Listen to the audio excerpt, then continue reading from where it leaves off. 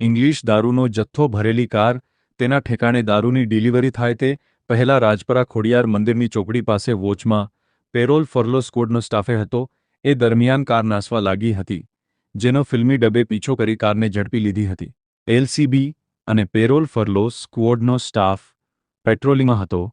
એ દરમિયાન મળેલી બાતમીના આધારે પસાર થતી કાર પોલીસને જોઈને નાસવા લાગી હતી, જેથી કારનો પીછો કરીને ડેરી નજીક પેટ્રોલ પંપ સામે કારને અટકાવી તલાશી લેતા તેમાંથી ઇંગ્લિશ દારૂની 2304 બોટલો મળી આવી હતી, જેની કિંમત ₹4,61,136 ગણીને કારમાં રહેલા રાજસ્થાનના રહેવાસી ઝાલારામ બાબુલાલ બિશ્નોઈ અને જયરામ ભાગીરથરામ બિશ્નોઈને ઝડપી લીધા હતા.